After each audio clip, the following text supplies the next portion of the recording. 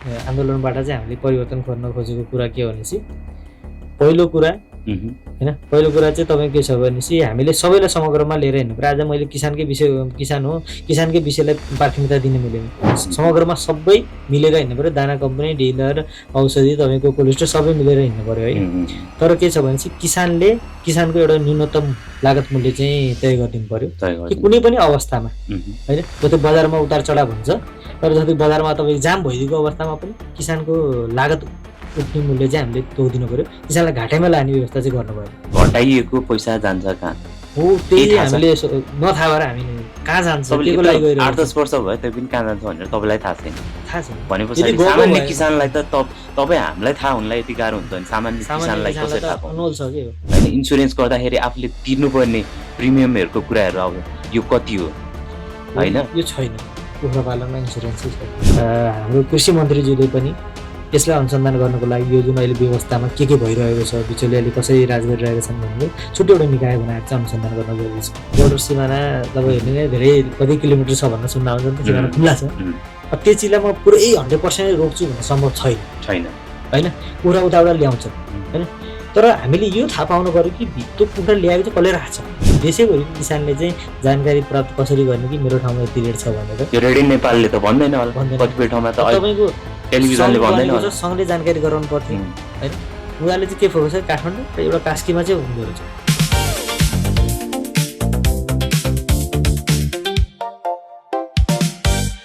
Sir स्वागत छ the campaigners ल्याबको 3rd एपिसोडमा। हजुर धन्यवाद छ।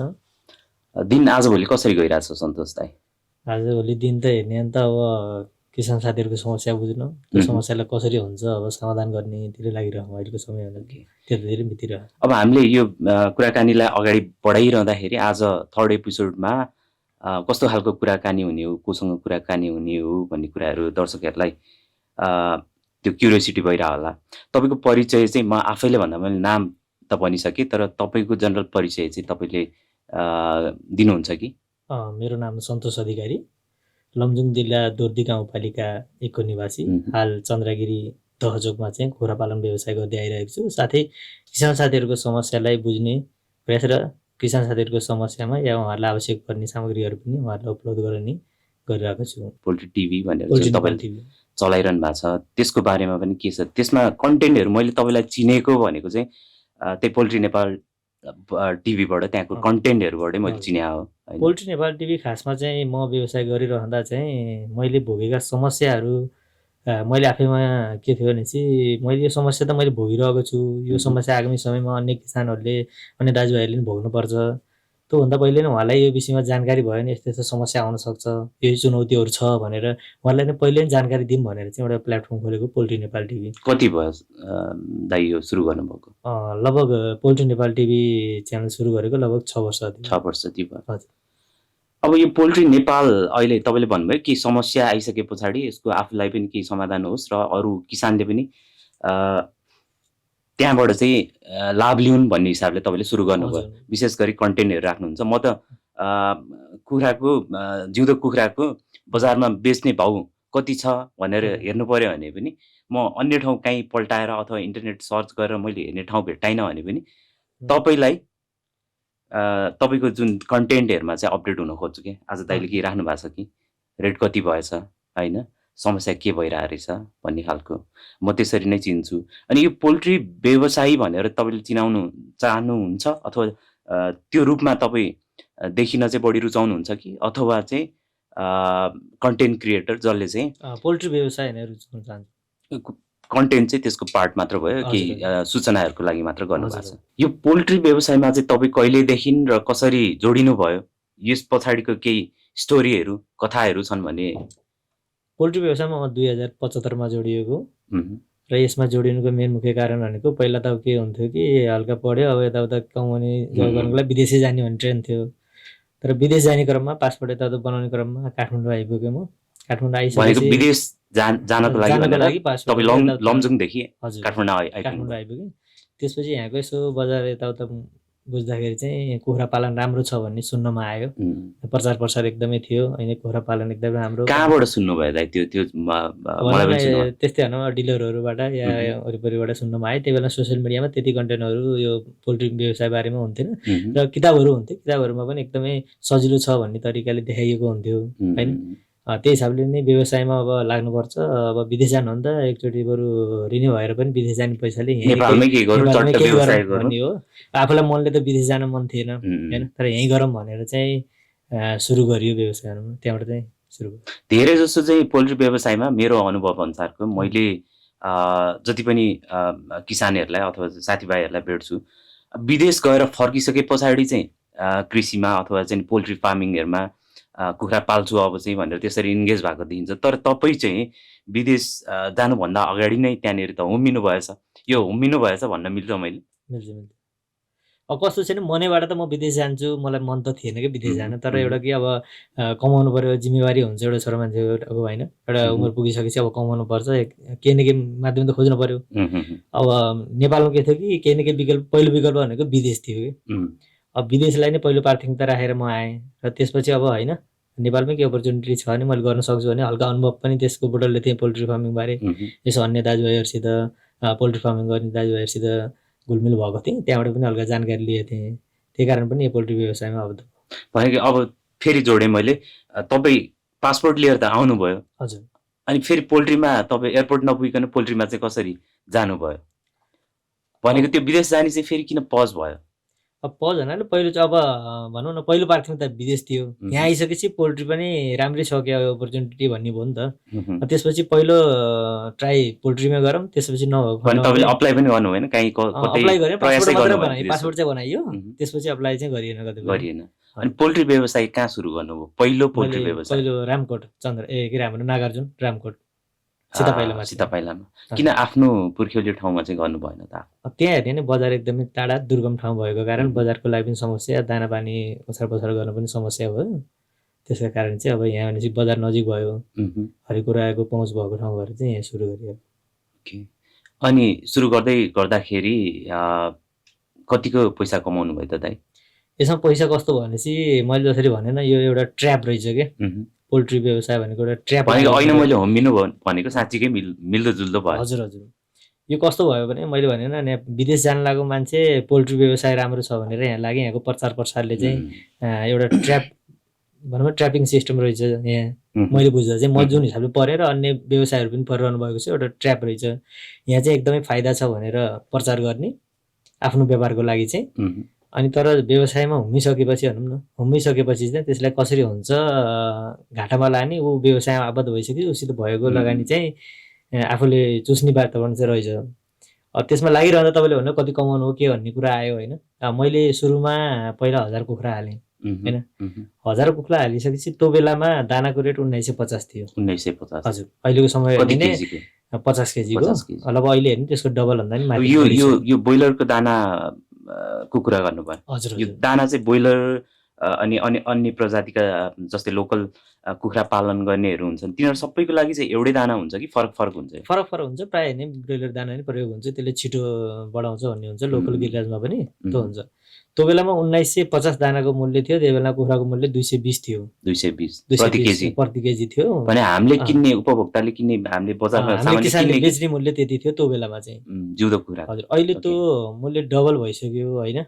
तर त्यो बेलामा चाहिँ के थियो भने चाहिँ उत्पादन लागत त अहिले अनुसार त तपाईँको हेर्ने भने त आदि पनि थिएन। त्यो बेलामा अहिले पनि 220 नै छ फेरि बजारको मूल्य। 220-30 अहिले 50 पुग्यो होला, नत्र 220-30 को हाराहारीमै छ।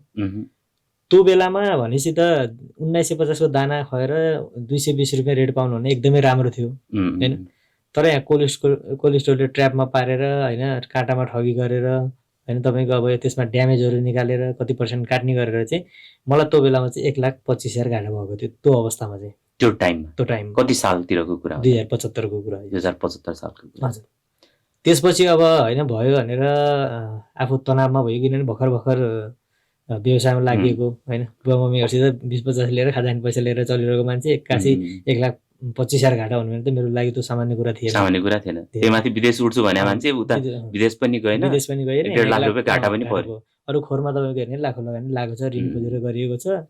त्यो बेलामा अब एउटा भनौँ न गर्छु भनेर लागिपरेपछि ऋण पनि त्यो बेलामा हल्का सहज थियो, यताउता खोजखोज गरेर अहिलेको अवस्था हेरी त्यो बेला चाहिँ सहज थियो। तर त्यो अवस्था आयो कि अब त्यो 1,25,000 घाटा भनेको मेरो लागि सामान्य थिएन, न मलाई खाना रुच्ने न तपाईँको निद्रा लाग्ने, गर्दा गर्दा त्यही अवस्थाले गर्दा म 62 किलो मान्छे 52 किलोमा झरेँ। भनेपछि कति कुखुराहरू चाहिँ मोटाए तर तपाईँ चाहिँ दुब्लाउनु भयो। हजुर, कुखुरा त तपाईँले मोटाएर बेच्नु पर्यो, बेच्न पर्ने घाटै हो मोटाएर भने बेचेँ, कुखुरालाई त मोटाएरै कुखुरा बेच्यो किन्ने होला। पनि मोटाएँ र दुब्लाएको म। त्यस्तो अवस्था चाहिँ अब तपाईँले सोध्नुभयो कति नाफा छ भन्दाखेरि चाहिँ त्यो अवस्था चाहिँ आयो र त्यसपछि मैले फेरि हालेँ। अब के भने गर्न त पऱ्यो, लगानी खोरमा भइसकेको छ, फेरि उठाउँछु भने फेरि उठाउनुको लागि अब पेसामा अब लगानी गरिसक्यो, छोडौँ भने त्यो भयभरको संरचनामा लागेको लगानी पनि डुब्ने छ होइन। अब गरौँ भने पनि रिस्क छ, डर छ, किनभने 1,25,000 घाटा भइसकेको छ, तनावमै छु। त्यसपछि फेरि अब यताउता फेरि ऋण गरेर फेरि कुखुरा पालनमा लगानी गर्यो, फेरि पालि 1000 चल्ला हालियो। त्यसपछि 1000 चल्ला हालेपछि एकदमै राम्रो भयो। लगभग त्यही बेला 190 रुपियाँ रेट मैले पाएँ र कुखुरा पनि 2 किलो 400 आयो। तर समस्या के आयो भनेपछि व्यापारीले पैसा दिएन। व्यापारीले कुखुरा उठायो, जहाँ कुखुरा बेच्नु भयो त्यहाँबाट तपाईँको पैसा उठायो। कस्तो थियो भनेपछि तपाईँको कुखुरा अब जसरी पनि हामीले व्यापारीले बेच्नै पर्यो, आफ्नो कुखुरा त खोरमा थन्काएर राख्न मिल्दैन होइन। एउटा कुखुरा किसानको अहिलेसम्मको समस्या पनि त्यही छ, तपाईँ कुखुरा उत्पादन भइसक्यो जसरी बजारमा पठाउनु पर्यो। अब बजारमा पठाइसकेपछि तुरुन्तै पैसा मेरो ले भन्ने अवस्था पनि छैन। केही समय यति समय लाग्छ, 15 दिन लाग्छ, 1 महिना भन्छन्। ठिक छ त 15 दिनमा 1 महिनामा आउला भनेर त्यही आशले उधार दियो। त्यसपछि लगभग माग्यो भोलि पर्सि यता गर्दा गर्दा 6 महिनामा लगभग थोरै पैसा चाहिँ भनौँ न 20% जति मैले पैसा चाहिँ पाएँ होला, आफूले बेचेको पैसा त्यो मध्येमा। अरू भनेको त्योभन्दा बाँकी चाहिँ लगभग उसले खायो भनौँ न। आजसम्म उठाएको छैन, आजसम्म त भनौँ न उठेको छैन, त्यो कहाँ छ के छ भाग्यो भनौँ न एक हिसाबले। त्यस्तो अवस्था आयो। अनि यस्तो अवस्था हुँदाहुँदै तर अहिलेसम्म कसरी टिकिरहनु भएको छ तपाईँ? त्यो अवस्थाले अहिले फेरि गर्दा पोल्ट्री टिभी भनेर पनि तपाईँले चलाइरहनु भएको छ। हजुर, भनेपछि कृषि कर्मलाई त अझ भन्नुपर्दाखेरि यो पोल्ट्री व्यवसायमा त तपाईँ अझ पनि सँगै हुनुहुन्छ, त्यही व्यवसायसँगै जोडिएको हुनुहुन्छ, छोड्नु त भएको छैन। त्यत्रो घाटा भयो होइन। त्यो त तपाईँलाई मैले भने कि त्यसरी भयो हो। पोल्ट्री नेपाल टिभी मैले सुरु गर्नुको कारण यही थियो कि यस्तो ट्र्यापिङ सिस्टम रहेछ यहाँ त। म एउटालाई त यस्तै ट्र्यापमा पारि एउटाले खायो, एउटाले तपाईँको काँटामा मार्यो। यो समस्या मलाई मात्र त परेको छैन होला, अरूलाई पनि पर्न सक्छ, परि पनि राख्या होला होइन।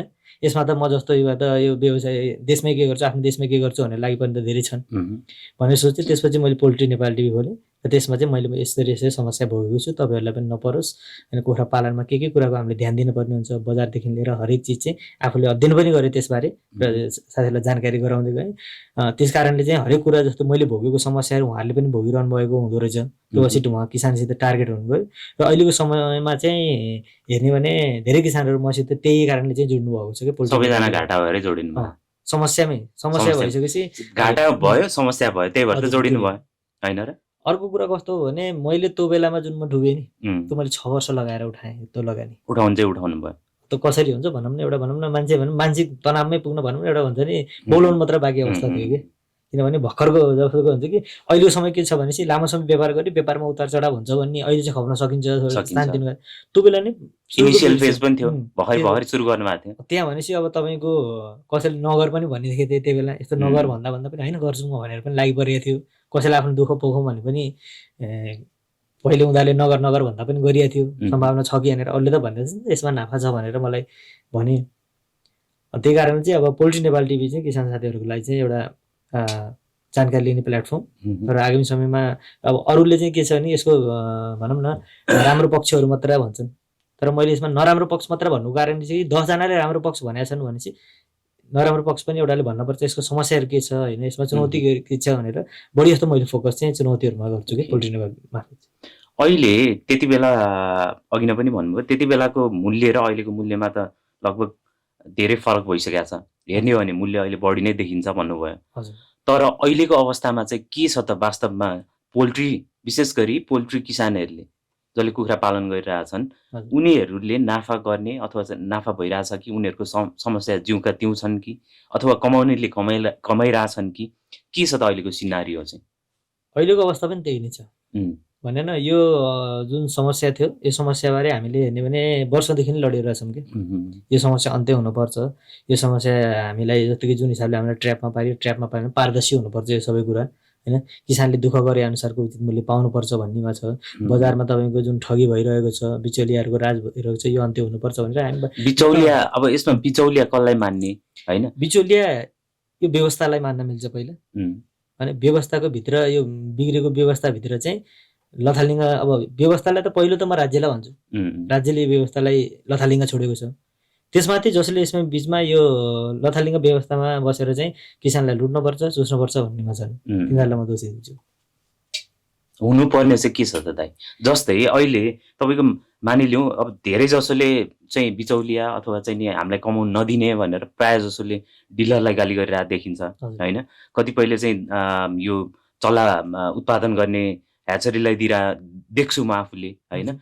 अब कतिपयले कुखुरा उठाउने बेलाको पार्टीहरू होइन, अब प्रायः जसोमा त जहाँबाट चल्लाहरू चाहिँ लिएर जाने गरेछ अथवा चाहिँ दानाहरू लाने गरेछ त्यो डिलरबाट नै उठाउने कामदेखि लिएर प्रायःको है, फेरि सबैको नहोला, त्यसरी हुन्छ भनेको छ। अब एक हिसाबले हेर्ने हो भनेदेखि बिचौलिया भनेको छ, तर उनीहरू नभइकन फेरि कुखुरा बेच्न पनि त गाह्रो भइरहेको जस्तो देखिन्छ त, भनेको उनीहरूले झन् सहयोग गरे जस्तो देखिन्न र? ठिक छ, व्यवस्था तपाईँको सिस्टम राम्रो हो कि एउटा चेन बिजनेस हो। आज यो पोल्ट्री व्यवसाय भनेको यसमा को आबद्ध छ? सबै छन्, दाना कम्पनी छ, डिलर पनि छ, हेचरी चल्ला उत्पादन पनि छ, किसान पनि छ। तर के भइसक्यो भनेपछि यो सबैले कमाउने, किसानले मात्र डुबाउने बाटो भइरहेको छ होइन अहिलेको अवस्थामा चाहिँ के सबैले कमाइरहेका छन् यो व्यवस्थामा, अहिलेको व्यवस्थामा। तर यो चेन नराम्रो चाहिँ होइन। तपाईँको दाना कम्पनीले डिलरलाई दाना पठाउँछ, डिलरले सर्भिस दिइरहेको छ, त्यो त एकदमै राम्रो, एकदमै राम्रो, तर राम्रो देखिन्छ, राम्रो होइन। त्यो नभइसक्यो यो व्यवसाय सम्भव छैन। तपाईँको दाना कम्पनीले आज तपाईँको दाना 1 ट्रक भन्दा कम पठाउँदैन, डिलरले त 1 ट्रक दिएको छ, तर किसानलाई त आज 10 बोरा चाहिए, 5 बोरा चाहिए, उसले सिधै कम्पनीसित काम गर्न सक्दैन नि त। त्यसको आवश्यक छ, तर आवश्यकता छ भन्दैमा चाहिँ किसानको समस्या बनाइएको क्या त्यसलाई चाहिँ हो। त्यो समस्या बनाइसकेपछि तपाईँको अधिकांश ठाउँमा के छ कि डिलरले मन पर्दिले तपाईँको एउटै बोरामा 1000 रुपियाँ ठटाइदिएछ किसानले, भनेको मूल्यमा चाहिँ 1000 माथि गर्दैछ, एमआरपी भन्दा बढीमा बेचेको पनि। अहिले कतिपय व्यवस्थाहरू पनि परिवर्तन भयो, अहिले सरकार परिवर्तन भयो, यति बेला अन्य विभिन्न कुराहरूमा पनि देखिरहेछौँ, जस्तै मूल्यको कुराहरूमा होइन, के अरे म्याक्सिमम रिटेल प्राइस यति राख्नुपर्छ र त्योभन्दा माथि सामानहरू बेच्न पाइँदैन भन्ने छ। अब त्योभन्दा बेसी त ल्या छैनन् होला नि त? होइन, कस्तो छ भनेपछि यहाँ सङ्घ भन्ने सुन्नमा आउँछ है हामीलाई, अहिले पनि सङ्घ। मैले यो एकदमै है, मलाई अघिदेखि कुन बेला यो प्रसङ्ग आउँछ भनेर चाहिँ म वेट गरिरहेको थिएँ। खासमा यो सङ्घ चाहिँ के हो, कहाँ छ? हजुर, त्यो सङ्घको मान्छेलाई जसरी तपाईँलाई आज मैले यहाँ बोलाएर केही कुराकानी मेरो म आफूलाई पनि लागेको प्रश्नहरू अथवा चाहिँ के रहेछ भन्ने क्युरियोसिटी मेटाउनलाई तपाईँलाई आज बोलाएँ, कतिपय कुराहरू गरिन्छ, मैले त्यहाँबाट सिक्ने मौका पाउँछु। तर ती पोल्ट्री व्यवसायको सङ्घहरू कहाँ छन्, कसरी छन्, मैले कसरी कन्ट्याक्ट गर्ने, अथवा किसानले चाह्यो भने कसरी गर्ने त? अहिलेको हामीले किसानहरूको नजरियाबाट हेर्ने भने सङ्घ भनेको सबभन्दा अहिले 5 जनाले चलाएको हो र यिनीहरूले भने पोल्ट्रीमा कब्जा गरेका छन्। 5 जना को भन्न मिल्छ? को भन्दा पनि 5 जना छन्। 5 जना व्यक्ति नै हो? 5-6 जना छन् र यिनीहरूले कब्जा गरेका छन् हाम्रो नजरियाबाट हेर्दा। सङ्घ छ जस 5 जना तपाईँलाई मैले नाम भन्न नमिले पनि, तपाईँले भन्न नमिले पनि तपाईँको इमेजमा अथवा तपाईँ यो मान्छे 5 जना भन्ने मेरो भनाइ अनुसार धेरै जना छैनन्। यिनीहरूको सीमित मान्छेले गर्दा यो पोल्ट्रीलाई तपाईँको हेर्नु कब्जामा राखेका छन्। हाम्रो नजरियाबाट हेर्दा आज रेटको मूल्य हामीलाई कसरी प्राप्त हुन्छ, सङ्घले यति निर्धारण गर्यो आजको मूल्य भनेर, सङ्घले भनेर आउँछ नि त, कुखुरा व्यवसाय सङ्घ होइन, राष्ट्रिय कुखुरा व्यवसाय सङ्घ। तपाईँको पनि पोस्ट गर्दाखेरि अधिकांशमा सङ्घको रेट अनुसारको किसानहरूलाई एउटा जानकारी, जस्तो कि मसित किसान साथै जोड्नु भएछ, मैले त एउटा उहाँहरूलाई जानकारी पुगोस् भनेर भन्यो नि त। तर आधिकारिकमा त तपाईँको कसले तय गर्यो भनेर त सङ्घले हो नि त, हामीले सङ्घले यति निर्धारण गर्यो हामीलाई जानकारी चाहिँ कहाँबाट ल्याउनुहुन्छ? जस्तै त्यो सङ्घबाट आयो त भनिन्छ। अब मैले आजभोलि त सङ्घको कहाँ हेर्ने के गर्ने मैले पत्ता लगाउन सकिनँ। सङ्घमा आबद्ध भएको जो साथीहरू हुनुहुन्छ सङ्घमा आबद्ध भएको उहाँहरूले सार्वजनिक गर्नुहुन्छ, केमा गर्नुहुन्छ त? सोसियल मिडियाहरूमा या पर्सनल रूपमा नि गर्नुहुन्छ र त्यही माध्यमले अब कस्तो हुन्छ सङ्घसित चाहिँ किसानहरू कनेक्ट हुनुहुन्न र पोल्ट्री नेपाल टिभीलाई चाहिँ किसानहरू सबै कनेक्ट हुनुहुन्छ। तर हामीले चाहिँ पोल्ट्री नेपाल टिभीबाट चाहिँ मैले चाहिँ त्यो किसानले जानकारी पुगोस् भन्ने मात्र एउटा माध्यम हो। तर हामीले चाहिँ रेट तय गर्ने चाहिँ होइन, सङ्घले गर्ने। र सङ्घले रेट तय गर्छ होइन, के आधारमा तय गर्छ? त्यही हामीलाई समस्या होइन, के आधारमा? हाम्रो पनि किसानहरूको पनि सङ्घलाई त्यही हो, के आधारमा गर्छ? जब कि किसानहरूसित कनेक्ट नै छैन। कति देशमा उत्पादन छ, सङ्घलाई थाहा छैन होइन, कति चल्ला बिक्री वितरण भइरहेको छ, कति कुखुराहरू किसान कति छन्, सङ्ख्या किसानको कति छ भन्ने थाहा छैन, तर बजारमा मूल्य चाहिँ तलमाथि भइरहेको हुन्छ होइन, त्यसमा पनि हामी किसानहरूलाई आपत्ति छ। र अर्को कुरा कस्तो भने सङ्घले आज 250 रुपियाँ रेट भनेर सार्वजनिक गर्छ, तर हामी जब बेच्न जान्छौँ के भन्छ तपाईँको 15 रुपियाँ 18 रुपियाँ कटौती हुन्छ त्यसमा होइन, सङ्घको रेटमा 10 रुपियाँ 15 रुपियाँ 18 रुपियाँसम्म घटाएर दिनुपर्छ। त्यो चाहिँ किन सङ्घमा चाहिँ विभिन्न व्यक्तिहरू छन्, उहाँहरूको चाहिँ आफ्नो पर्सनल खर्च अथवा चाहिँ त्यो पनि कार्यालय खर्चको लागि भनेर छुट्याउने हो कि? त्यस्तो हुन्थ्यो भने पनि तपाईँको एउटा हेर्ने नि बिजु तपाईँको हेर्ने भने कुनै गाउँमा एउटा कोल्ड स्टोर छ, ऊ सङ्घसित ताल परेर कनेक्टै छैन होइन, उसले पनि घटाएर लिइरहेको छ, ऊ त सिधै आफै कोल्ड स्टोरले नै खाइरहेको छ, हामी सङ्घलाई गह भन्न पनि मिलेन।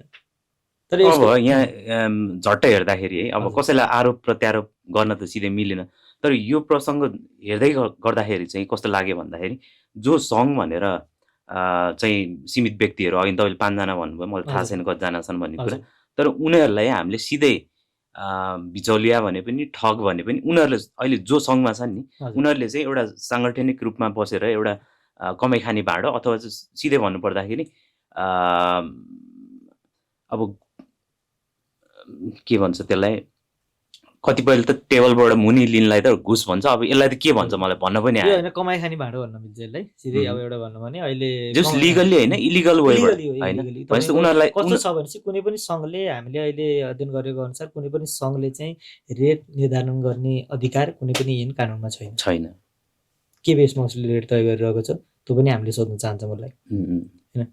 अर्को भनेको मैले तपाईँलाई भने कि सङ्घले रेट तोकिसकेपछि यदि त्यो रेट बजारमा लागु हुँदैन भने त्यो सङ्घ केका लागि।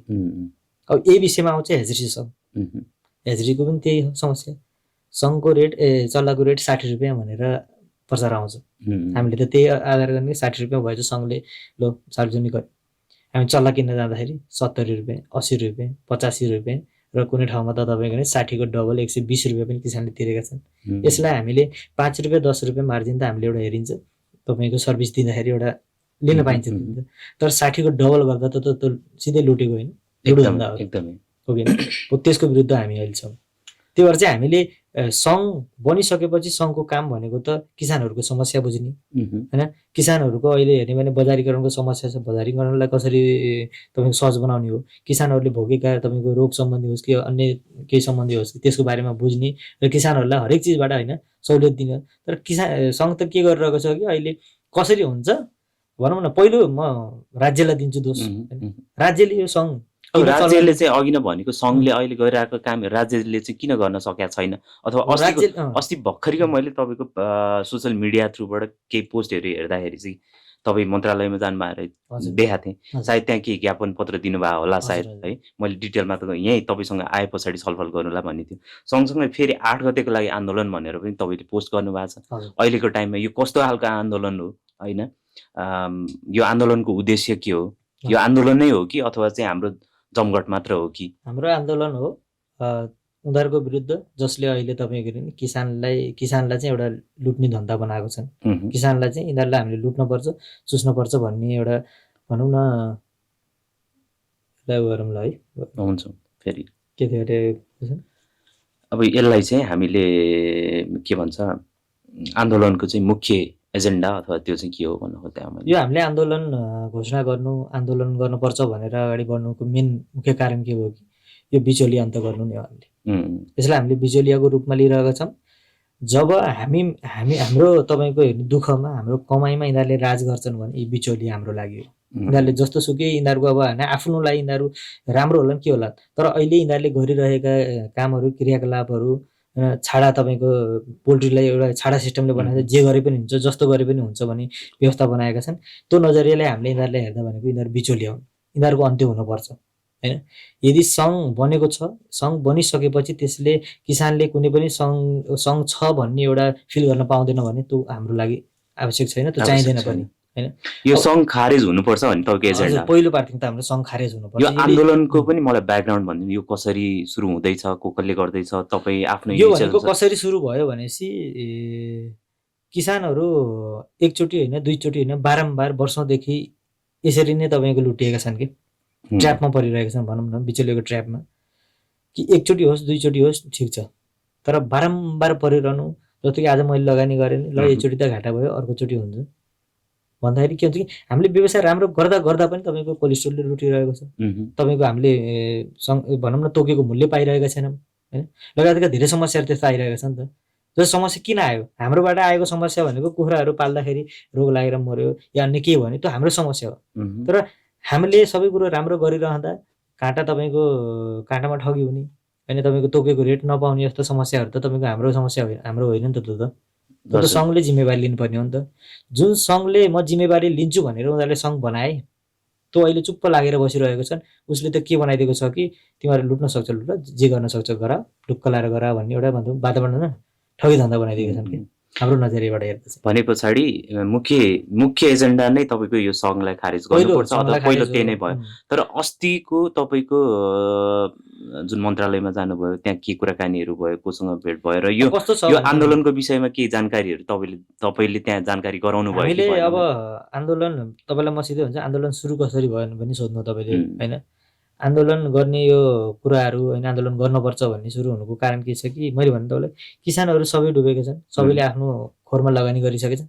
त्यो लगानी लाखौँ लगानी छ, कसैको 50 लाख पनि गर्न होला, कसैले 10 लाख पनि गर्न होला, कसैले 20 लाख, कसैले 5 लाख पनि गर्न होला, संरचनामा लगानी भइसकेको छ। अब त्यो व्यवसाय छोडिदिउँ भने त्यो भइगएको लगानी खोरमको डुब्छ। अब गरौँ भने यस्तो व्यवस्था छ, तपाईँ जसरी घाटामा जान्छ मान्छे ट्र्यापमा पर्छ। अनि सरकारबाट त होला नि त यसमा हो, यही सरकारको ध्यान आकर्षण गर्नुपर्छ। व्यवसाय गर्नेहरूलाई त केही न केही उनीहरूको व्यवसाय प्रवर्धनको लागि भनेर विभिन्न कार्यक्रमहरू होला, योजनाहरू होला, अथवा त्यो इन्सुरेन्सहरू पनि होला होइन। अब घाटामा गयो भने केही चिजहरू चाहिँ सरकारबाट बेहोर दिने व्यवस्थाहरू होला। यही नभएको कारणले हामी अहिले सरकारलाई ध्यान आकर्षण गर्न खोजिरहेका छौँ। यो कस्तो छ भने सङ्घले सब क्याप्चर गरेछ र अब मानौँ कि कुनै पोल्ट्रीमा केही समस्या छ भनेपछि सङ्घका मान्छेहरू मन्त्रीहरूसित सम्बन्धित निकायसित गएर भेट्छ, सबै कुरो ठिक छ भनेर आफू त ठिक छैन उनीहरू, तर किसानहरू त तपाईँको यहाँ किसानहरूको अवस्था त ठिक छैन नि त। त्यो उनीहरूले जानकारी गराउँदैन कि सब ठिक छ भन्ने हुन्छ।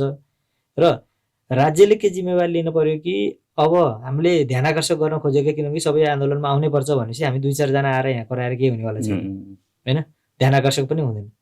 सरकारलाई हामीले जानकारी गर्ने हामी किसान यति छौँ होइन, र हाम्रो यो समस्या यो छ र यसलाई समाधान गर्नु पर्यो, एउटा कुनै छुट्टी निकाय बनाउनु पर्यो होइन, र बजारीकरणदेखि लिएर उत्पादनदेखि लिएर बजारको रेटहरू पारदर्शी हुनु पर्यो भन्ने पनि हो हाम्रो कुराकानी। अनि सन्तोष दाइ, धेरै कुराहरू गरियो, अब फेरि पनि यो व्यवसायसँगै जोडौँ। अब कुनै पनि व्यवसाय गर्नु भनेको त एउटा राज्यको लागि पनि राम्रो हो, कुनै व्यक्तिको लागि पनि उसले केही गर्दैछ भने पछाडि अभियसली प्रफिट कमाउने हिसाबले होइन, व्यवसायमा त प्रफिटको कुराहरू आउँछ। अब आउने जेनेरेसन अथवा अब आउने नयाँ फार्मर्सहरू अथवा म आफैले पनि गर्दैछु भने तपाईँले के सजेस्ट गर्नुहुन्छ? अब मैले पोल्ट्री व्यवसाय गरौँ कि नगरौँ नेपालमा? अहिलेको व्यवस्था अनुसार त म नगर्नु नै भन्छु, किनभने अहिले हेर्ने भने त 90% किसानहरूको त बिजोग अवस्था छ कि। ल अहिलेको अवस्थामा चाहिँ कमाउने भनेको 10% पनि हुनु नलागे। तर अहिलेको अवस्थाले तपाईँले सोध्नु भने म के गरौँ कसो गरौँ, यसमा लगानी गरौँ कि नगरौँ भन्दा सोध्नुहुन्छ भने मैले नै भन्छु। तर यदि व्यवस्था परिवर्तन भयो, बिचौलिया अन्त भयो भने चाहिँ तपाईँलाई मजाले गर्नु भन्छु, किनभने यो ठुलो प्लेटफर्म हो। भनेको अहिले चाहिँ होल्ड हुनु, जस्तै मसँग 5 लाख रुपियाँ छ अहिले, हजुर 5 लाख रुपियाँ छ भने तपाईँले पोल्ट्री व्यवसाय अहिले नगर, अहिलेको तत्कालीन अवस्था चाहिँ नगर्नु भन्छु। यदि व्यवस्था परिवर्तन हुन्छ, हाम्रो जुन अभियान छ, जुन अभियानको हाम्रो एजेन्डा छ, यदि त्यो पुरा हुन्छ भने, व्यवस्था परिवर्तन भएर किसानहरूको हितमा हुन्छ भने चाहिँ तपाईँले अवश्य गर्नु भन्छु म। ओके, अब यसले सर हेर्दाखेरि त मसँग पैसा छ, एउटा पोल्ट्री व्यवसाय गर्ने वातावरण छैन, तर यहाँनिर फेरि पोल्ट्री व्यवसाय के अरे गर्ने वातावरण नभए पनि कन्ज्युमर त छ त। हामी यसो निस्किने बित्तिकै 4-5 वटा आफ्नो घर वरिपरि नै काठमाडौँको माहौलमा हेर्ने हो भने 4-5 वटा चाहिँ मासु पसलहरू देखिन्छ, अधिकांशमा अगाडि आउने भनेको चिकन हो होइन। अब त्यसको कन्ज्युम्सनलाई त्यो डिमान्ड सप्लाई चाहिँ कसरी ब्यालेन्स हुन्छ त? अब के हामीले फेरि इन्डियाबाटै ल्याएर इन्डियालाई व्यापार गर्न लगाउने अथवा चाहिँ इन्डियाको मात्र फाइदा हुने कुरा गरेर पनि त भएन होला। अनि यहाँ तपाईँले भनिरहँदाखेरि चाहिँ अब फाइदाको कुरा गरिरहँदा पहिलो कुरा दुःख गर्ने किसान ऊ पनि फाइदामा आउनु पर्यो होइन, त्यो त आउनै पर्यो। जबसम्म तपाईँको हेर्ने अहिलेसम्म त हेर्ने त ऊ घाटामा गएर बजारको अभावलाई पुरा गरेको छ कि उसले, किसानले कुखुरा पालनले अहिले तपाईँको आफू घाटामा गएर आफूले दुःख गरेको पैसा ल्याएर तपाईँको विदेशमा एकजना 4 चोटि आमदानी गरेर पनि नेपाल गएर अब परिवर्तन भएको सिस्टम भन्दै कुखुरा पालन व्यवसाय गर्नुभएको छ। 4 चोटि डुबेर फेरि विदेश जानुभएको छ पैसा गर्नु हैन। त्यस्तो अवस्था विदेश आएर यहाँ व्यवसाय गर्नुभयो, व्यवसाय डुब्नुभयो, गर्नु फेरि फेरि विदेश जान्छ। अब देशमै के गर्छु भन्दाखेरि के छ कि आफूले जानेको त्यही छ, बारम्बार त्यसमा लगानी गर्छु। अब त के परिवर्तन भयो कि भन्दै गरिरहँदा के छ कि बारम्बार डुबिरहेको हो। त किसान डुबिरहेर बजारको अभावलाई पुरा गर्नुपर्छ भन्ने पनि छैन, हो किन? हाम्रो के छ कि किसान पनि बाँच्नुपर्छ हैन, किसानको लागत मूल्य पनि उठ्नुपर्छ, उसको दुःख हैन ज्यालाहरू उठ्नुपर्छ। र बजारमा पनि हामीले भने उत्पादन जस्तो अहिले हेर्ने त तपाईँको अन्डा मासुको लागि त नेपाल आत्मनिर्भर छ भनेर आउँछ नि त। तर आत्मनिर्भर भइरहेछ भन्ने मात्र प्रचार होइन नि त, किसानको अवस्था के छ भनेर पनि बुझ्नु पर्यो नि त। एकदमै त्यो मेन कुरा चाहिँ। अब तपाईँको सामान्य व्यक्ति कसैले चाहिँ म 1000वटा कुखुरा पाल्छु भन्यो भने उसलाई किसान भन्ने कि व्यवसायी भन्ने कि? व्यवसाय किसान किनभने कृषिमा पर्यो नि त, यो त व्यवसाय किसान भनेर भन्न मिल्यो उसलाई। त यो जुन भाष्य छ नि किसान भन्दाखेरि अर्कै सुनिने हैन। यो म आफूले मैले पनि अहिले तपाईँलाई बल्ल मात्र जानकारी गराएँ कि यत्रो क्वेसनहरू त गरेँ, तर मसँग नि जोडिएको चाहिँ के छ भन्दाखेरि म आफू यहीँ काठमाडौँमा भए पनि गाउँमा चाहिँ पोल्ट्री व्यवसाय गरिरहेछ। केही समस्याहरू मलाई थाहा छ, थाहा भए पनि तर जो गाउँमै बसेर गर्नुभएको छ उहाँलाई चाहिँ त मलाई थाहा छैन नि त होइन। तर एउटा चाहिँ 500 1000 1000कै कुरा गरौँ, 1000वटा कुखुरा पाल्छ भने उसलाई के आधारमा हेरिनुपर्छ? एउटा किसानको रूपमा हेरिनुपर्छ कि अथवा चाहिँ एन्टरप्रेन्योरको रूपमा चाहिँ हेरिनुपर्छ? अब किसानकै रूपमा जस्तो कि अब उसले उत्पादन मात्र गर्छ भने ऊ किसानकै रूपमा हो, या ऊ उत्पादन होइन अब तपाईँको बजारीकरण हरेक मार्केटदेखि सबै गर्छ भने उसलाई एन्टरप्रेन्योरको रूपमा हेर्नु पर्यो हामीले। किनभने यो कृषिको क्षेत्रभित्र अन्तर्गत पर्ने हिसाबले चाहिँ हामीले कुखुरा पालन पनि यही अन्तर्गत पर्छ, त्यो अनुसार हामीले किसान भन्न मिल्यो, व्यवसाय किसान। ओके। अनि आजको दिनमा चाहिँ कति छ दाइ? अहिले त आन्दोलनको टाइम पनि तपाईँले लगभग 8 गते भन्नुभएको छ, समस्याहरू एकदमै जटिल बन्दै गएर होला होइन। अनि आज अहिलेको चाहिँ सङ्घको भनौँ अथवा चाहिँ नि कुनै किसानले लगेर बजारमा चाहिँ नि जिउँदो कुखुरा बेच्छ भनेदेखि आज त्यसको प्रति केजी कति मूल्य छ? एउटा कुरा तपाईँले एकदमै निकाल्नुभयो। मानौँ कि काठमाडौँमा 250 भनेर अहिले आछ, किसानले 10 रुपियाँ 15 रुपियाँ 18 रुपियाँ कममा बेच्नु परेको छ। अब फेरि यो के छ भनेपछि फेरि देशै किसान त तपाईँको व्यवसाय त तपाईँको देशैभरि हुनुहुन्छ, देशैभरि, तर जानकारी के छ काठमाडौँ। देशैभरिको किसानले चाहिँ जानकारी प्राप्त कसरी गर्ने कि मेरो ठाउँमा यति रेट छ भनेर? यो रेडी नेपालले त भन्दैन होला, कतिपय ठाउँमा त तपाईँको टेलिभिजनले भन्दैन होला, सङ्घले जानकारी गराउनु पर्थ्यो हैन। उनीहरूले चाहिँ के फोकस छ काठमाडौँ र एउटा कास्कीमा चाहिँ हुँदो रहेछ हैन, कास्की। तर अरू ठाउँमा चाहिँ के छ कि डिलरले जे भन्थ्यो त्यतिमै बेच्न पर्यो।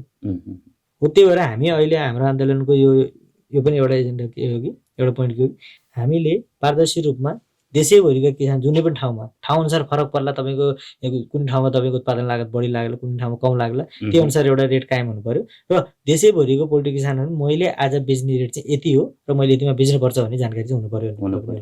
अन्धाधुन्दा आज तपाईँ एउटा कुखुरा पाल्नु छ मैले आएर त्यो ठाउँमा यति रेट छ भनिदिँदै गर्दा ठ्याक्क मैले तपाईँलाई जुवा खेला जतिको चाहिँ कति लाग्छ यो पोल्ट्री व्यवसाय गर्दै गर्दाखेरि? मलाई यो कुराहरू सुन्दै गर्दाखेरि अहिलेको अवस्था हेर्ने त बरु जुवा खेल्दा कहिलेकाहीँ फाइदामा आइहाल्छ, पोल्ट्रीमा फाइदा आउने चान्स छँदै छैन। अहिलेको अवस्था छँदै छैन, त्यस्तो पुगिसक्यो कि। त्यही भएर हामी आन्दोलनमा अहिले आउनुको कारण सबै फ्रस्ट्रेसन भएर आउनुको कारण मेन यही हो कि, नत्र यहाँ त पहिले किन आइएन? जुवा खेला जति पनि छैन, जुवामा कहिलेकाहीँ फाइदा हुन्छ बरु। अनि धेरै जसो न्युजहरूमा देखिरहेको हुन्छ त यो चाहिँ के फेक हो त?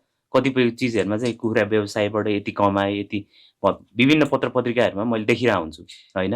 भलै अहिले त्यति धेरै नआएको होला, म जानकारी नहुन पनि सक्छु, तर बेला बखतमा त देखिरहेको हुन्छ नि। यो चाहिँ के हो त खासमा? तपाईँको के छ भने यसको पनि अर्कै धन्दा छ। यसको पनि एउटा धन्दा पनि भन्न मिल्यो। एउटा तपाईँ डिलरहरूमा पुगिसकेपछि त्यसले आफ्नो व्यवसाय गर्न पनि यो राम्रो छैन भन्दैन। अर्को कुरा कस्तो हुन्छ नि, व्यवसाय गरिरहँदा कुनै बेलामा तपाईँको एउटा फाइदा होला, एक लट फाइदा होला तपाईँलाई। त्यो फाइदाले तपाईँले दुनियाँलाई जानकारी गर्नुहुन्छ यसमा यति फाइदा रहेछ यति फाइदा रहेछ भन्नुहुन्छ। तर फेरि अर्को लटमा तपाईँ 10 लट गर्दाखेरि तपाईँ 2 लट फाइदा हुनुहुन्छ, 8 लट तपाईँ घाटामा हुनुहुन्छ भने समग्रमा हेर्दा तपाईँ घाटैमा हुनुहुन्छ नि त। जब तपाईँ 2 लट फाइदा हुनुहुन्छ त्यसलाई नै गरेर प्रचार गरिरहनु भएको छ। अब आजको दिनमा चाहिँ दाइ तपाईँ घाटामा हुनुहुन्छ कि नाफामा हुनुहुन्छ? तपाईँले गर्नुभएको त 2000 कति साल भन्नुभयो? 75 साल भयो। भनेको लगभग आजको दिनसम्म गर्दाखेरि त कैयौँ वर्षहरू गइसक्यो। तपाईँ कस्तो छ भने चाहिँ मैले भने नि तपाईँलाई, व्यवसाय हामीले कुखुरा पालन व्यवसाय सुरु गऱ्यौँ। उतो घाटालाई पुरा गर्न अन्य व्यवसायबाट हामीले त्यसलाई घाटा बिहोरेर भनौँ न आपूर्ति गरिरहेका छौँ, घाटालाई तपाईँको कम गरिरहेका छौँ। अब यहाँ चाहिँ के छ भने चाहिँ अबको अवस्था कस्तो आयो चाहिँ अब जानेको त्यही छ होइन, अब त्योभन्दा बाहेक अरू केही आउँदैन। जुवा खेल्दाखेरि तपाईँको त्यो पत्ता भन्छ अथवा तास जुवामा के भन्छ, पत्ता चेन्ज गरेको जस्तै अब एउटाको दाउ आएन अर्को चाहिँ सुरु गर्नुभएको छ कि त्यसरी सस्टेन हुनुभएको छ कि? अनि त्यसरी त छैन। अब तपाईँको यही व्यवसायमै अब त्यसो जस्तो कि यही व्यवसाय सम्बन्धी नै काम गरिरहेको छु। जस्तै लोकल कुखुरामा पनि लाग्यो होइन, तपाईँको लोकलमा चाहिँ हल्का सहज छ, तर ठुलो मार्केट छैन, ठुलो व्यवसाय चाहिँ यसलाई बनाउनु मिल्दैन लोकललाई चाहिँ। किन? बजारको तपाईँको माग अनुसार, जस्तो कि अब ब्रोइलर कुखुराको 1000 कुखुरा तपाईँले बजारमा खपत हुन्छ भने लोकल भनेको 2-4 वटा हुने। भनेको सानो स्केलमा गर्ने भने चाहिँ त्यो ठिक छ, त्यो ठिक भयो। त्यसको भनेको एउटा मार्केट रेट चाहिँ आफै पनि एउटा तय गर्न पाइन्छ। जस्तै तपाईँले अब कस्तो क्वालिटीको बनाउनुहुन्छ त्यही अनुसार मार्केटमा तपाईँले आफ्नो रेट अनुसार बेच्नु पाउनुहुन्छ र एउटा त्यसको पोजिटिभ पोइन्ट छ। ब्रोइलरमा के छ कि तपाईँले उत्पादन गर्नु लास्टमा रेट अरूले तोकिरहेको छन्, हाम्रो हितमा रहेर पनि छ, हाम्रो उत्पादन लागत पनि उठिरहेको छैन। त्यो हिसाबले पनि अब भनौँ भने लोकल कुखुरा पालेर चाहिँ त्यो ब्रोइलरमा लागेको घाटा चाहिँ मैले पुरा गरिरहेको छु भन्ने बुझ्नु। ओके, अबको 5 वर्ष पछाडि चाहिँ के होला त? अब यदि हाम्रो यो आन्दोलन सफल हुन्छ भने आगामी 5 वर्षमा तपाईँको पोल्ट्री व्यवसाय भनेर एकदमै राम्रो पोजिटिभ रूपमा चिनिन्छ, एकदमै रोजगार बढी भएको सम्भावना भएको, अपर्च्युनिटी भएको व्यवसाय भनेर पनि यसलाई चिनिन्छ। तर यदि त्यस्तै व्यवस्था रह्यो भने के चिज भयो भने चाहिँ 5 वर्षमा पोल्ट्री व्यवसाय राम्रो हुन्छ, अथवा त्यति बेला चाहिँ ल भाइ तिमीले पनि 5 लाख रुपियाँ छ भने तिमीले पोल्ट्री व्यवसायमा हाल है भनेर त्यो भन्ने दिन कहिले आउला र त्यसको आधारहरू चाहिँ के होला? मलाई मानव हामीले अहिलेको आन्दोलनबाट चाहिँ हामीले परिवर्तन गर्न खोजेको कुरा के भनेपछि पहिलो कुरा होइन, पहिलो कुरा चाहिँ तपाईँ के छ भनेपछि हामीले सबैलाई समग्रमा लिएर हिँड्नु पर्यो। आज मैले किसान हो, किसानकै विषयलाई प्राथमिकता दिन मिलेन, समग्रमा सबै मिलेर हिँड्नु पर्यो। दाना कम्पनी, डिलर, औषधि, तपाईँको कोलेस्ट्रोल सबै मिलेर हिँड्नु पर्यो है। तर के छ भनेपछि किसानको एउटा न्यूनतम लागत मूल्य चाहिँ तय गरिदिनु पर्यो कि कुनै पनि अवस्थामा होइन। जस्तै बजारमा उतार चढाव हुन्छ, तर जस्तै बजारमा तपाईँ जाम भइदिएको अवस्थामा पनि किसानको लागत उठ्ने मूल्य चाहिँ हामीले तोकिदिनु पर्यो, किसानलाई घाटामा लाने व्यवस्था चाहिँ गर्नु भएन। अर्को कुरा किसानहरूको अवस्था के छ भनेपछि यहाँ बिचौलिया तन्त्र के भयो कि बिचौलियाको राज अन्त्य गर्नु पर्यो। यहाँ कस्तो भनेपछि दानामा अत्याधिक मार्जिन खाइरहेका छन्, औषधिमा अत्याधिक मार्जिन, तपाईँको हेर्नु नि कुखुरा बेच्दाखेरि चाहिँ कम रेट पाइरहेका छन्। हो, जति बजारमा तोकिएको छ किसानले प्रत्यक्ष रूपमा त्यही रेट पाउनुपर्छ भन्ने व्यवस्था एउटा ल्याउनु पर्यो हामीले। अर्को कुरा के छ भनेपछि यहाँ तपाईँको ठुलो बजार भनेको काठमाडौँ छ, त्यो रेट ल्याउँदैमा चाहिँ कसरी फाइदा हुन्छ र दाइ? तपाईँको जस्तै अब कुखुरा पाल्दाखेरि त विभिन्न चिजहरू त्यसलाई चाहिने कुराहरू त सबै दाना जस्तो सिटैमा आउँदैन होइन, दाना चल्ला चाहियो, अनि अरू इक्विपमेन्टहरू पनि चाहियो। जस्तै त्यसलाई कतिपय ठाउँमा टेम्परेचर मिलाउनको लागि चाहिने इक्विपमेन्टहरू होला होइन। अब अलिकति लार्ज स्केलमा गरेको छ भने एसी रुमको लागि पनि विभिन्न कुराहरू चाहिन्छ। अब त्यो खर्चहरू हुँदाखेरि उचित मूल्य भन्नुभयो, अथवा चाहिँ नि अहिले जुन सर हेर्दाखेरि त त्यही 10-20 रुपियाँ चाहिँ सङ्घले काट्छ भन्नेको धेरै जसो किसानको सुनिन्छ। भनेको जतिमा बेचिरहेछ बजार मूल्य भनेर सङ्घको रेट भनेर बाहिर आउँछ, त्यसमा पनि थप 10-15 रुपियाँ ट्रान्सपोर्टेसनलाई भनेर लिन्छन् अथवा केलाई लिन्छन् होइन। भनेको 10-15 रुपियाँ, 20 रुपियाँ, 30 रुपियाँ कति काटिन्छ होइन, मलाई ठ्याक्कै एक्युरेट थाहा छैन, अझ तपाईँलाई थाहा होला। त्यो काटिन्छ भने पछाडि त्यो बाहेक को अन्य पनि खर्च छ, त्यो पनि खर्च छ, अनि सही मूल्य आउँदाखेरि पनि कसरी फाइदा हुन्छ र? होइन, तपाईँले हामीले भन्न खोजेको कि आज क्यालकुलेसन एउटा गर्न सकिन्छ नि, हामीले वैज्ञानिक मूल्य एउटा तय गर्न सकिन्छ। कसरी भनेपछि तपाईँको आज दानाको मूल्य कति छ होइन, चल्लाको मूल्य आज कति छ। अब एउटा कुखुरा लगभग ब्रोइलरको कुरा गरौँ, त्यसको एउटा टाइम फ्रेम भनेको कति 40 देखि 45 दिन कति हुन्छ? 40-45 मानौँ। त्यो 40-45 दिनमा एउटा कुखुरा हुर्काउनको लागि भलै त्यो 3 किलो होला अथवा 2 किलो होला, एउटा कुखुरा हुर्काउनको लागि अब के आधारमा उसको कस्ट चाहिँ छुटिन्छ भनेर हामीले क्यालकुलेसन गर्न सक्छौँ। जस्तै दानामा कति खर्च होला एउटाको लागि, अब यो त हामीले क्यालकुलेसन ठाउँ अनुसार पनि गर्नु पर्यो। जस्तै मैले आज नै यति नै मूल्य लाग्छ भनेर भन्न सकिँदैन। कुन ठाउँमा 500 प्लस पनि लाग्ला, कुनै 400 मा पनि तपाईँ 400 प्लसमा पनि रेडी भइरहेको होला होइन। तर ठाउँको दानाको मूल्य कति छ मैले भने ठाउँ अनुसारको मूल्य कायम गर्नुपर्छ भन्ने कुरा मैले गरिरहेको छु नि त। जस्तै अब एउटै मूल्य देशैभरि एउटै मूल्य कायम गर्नुपर्छ भन्ने छैन, किनभने ठाउँ अनुसार हामीलाई थाहा छ फरक फरक मूल्य कायम भने। जस्तै अब काठमाडौँ एउटा मूल्य होला, चितवन तपाईँको हल्का गाडी भाडा उहाँलाई चितवनबाटै आउने सबै सामानहरू प्रायः जस्तो तपाईँको ट्रान्सपोर्टेसनको खर्च हुन्छ, जसले गर्दा त्यो गाडी भाडा चाहिँ कसले दिन्छ? किसानले बेच्दाखेरि गाडी मूल्य सहितको त्यो सङ्ग्रेडमा जान्छ कि अथवा उसले छुट्टै? अहिलेको अवस्थामा चाहिँ के छ भने चाहिँ तपाईँले कुखुरा कोल्ड स्टोरमा पुगाउनु भयो, गाडी भाडा पनि तपाईँको छ होइन, त्यसमा बिचमा मोर्टालिटी मर्ने सम्भावना हुन्छ, तपाईँले बेहोर्नु पर्ने हुन्छ। त्यहाँ गएर जोखिसकेपछि जोख्दाखेरि 250 रेट छ भने तपाईँले 18-15 रुपियाँ घटाउनु पर्छ होइन। र त्यसमा पनि 100 किलोमा पनि 1 देखि 1.5% अझै घटाउनु पर्ने हुन्छ कि। बस त्यो घटाइएको पैसा जान्छ कहाँ त? हो त्यही हामीले नथाहा भएर हामीले कहाँ जान्छ, केको लागि गइरहेको 8-10 वर्ष भयो त्यही पनि कहाँ जान्छ भनेर तपाईँलाई थाहा छैन। भनेपछि यदि सामान्य किसानलाई त तपाईँ हामीलाई थाहा हुनलाई यति गाह्रो हुन्छ भने सामान्य किसानलाई कसरी थाहा पाउँछ? अनोल छ के हो, कहाँ जान्छ, के गर्छ, केमा सदुपयोग भइरहेछ। हाम्रो लागि त्यो पैसा भनेको जति कुनै हामीले ट्याक्स तिर्छ भने त हाम्रो लागि नै रिटर्न आउने हो नि त, त्यो त हाम्रै सुविधाको लागि। तर हामीले अहिले यो घटाएर दिइरहेको हामीले तिरिरहेको पैसा कहाँ गएको छ भन्ने पनि एउटा हाम्रो कुरा हो। यो त एकदमै ठुलो विषय जस्तो लाग्छ मलाई। ठुलो विषय हो। अब यो चिजलाई चाहिँ आजको यो भिडियो एक कान दुई कान हुँदै मन्त्रालयसम्म अथवा चाहिँ सम्बन्धित निकायसम्म पनि पुगोस् भनेर म चाहन्छु। कसैले हेर्दै हुनुहुन्छ भने कृपया यसलाई चाहिँ सेयर गरिदिनु। तर यसमा तपाईँले भनिदिनु चाहिँ के पर्यो भन्दाखेरि अब मन्त्रालयबाट अथवा चाहिँ जहाँबाट चाहिँ ल पोलिसीहरू बन्छ होइन, हुनसक्छ संसदमा पनि कतिपय किसानको कुराहरू, बाँदरको कुराहरू त हिजो अस्ति उठाइरहेको पनि सुनेको थियौँ। भनेको बाँदरको कुरा उठाउँदै गर्दाखेरि अहिलेको आवश्यकतामा यो बिचौलियाले अथवा कहाँ जान्छ पैसा भन्ने थाहा छैन भनेदेखि यो पनि त एउटा महत्त्वपूर्ण चिज हो नि त। अब यसलाई कसरी गर्दै हुन्थ्यो? तपाईँको आफ्नो एक्सपिरियन्स र यसको आधारमा चाहिँ एउटा अनुरोध यही पोडकास्टबाट गर्न सक्नुहुन्छ भनेदेखि गरिदिनु होला कृपया। सम्बन्धित निकायले पोल्ट्री व्यवसायहरूको लागि के गरिदिएको हुन्थ्यो कि एउटा रेट निर्धारण गरिसकेपछि प्रत्यक्ष रूपमा किसानले पाउने एउटा व्यवस्था गरिदिएको भए हुन्थ्यो होइन। र देशैभरि भनौँ न, देशैभरि किसानको भनौँ न देशैभरि कुन जिल्लामा कति रेट छ भनेर थाहा पाउने एउटा व्यवस्था गरिदिएको भए हुन्थ्यो। अर्को भनेको आज किसानले भनौँ न कुनै अन्य जिल्लामा उत्पादन गरेपछि त्यहाँ बजार छैन चाहिँ काठमाडौँ ल्याउनु पर्ने हुन्छ। त्यसको लागि चाहिँ वहीँ नै कोल्ड स्टोरको एउटा व्यवस्था गरिदिने र होइन।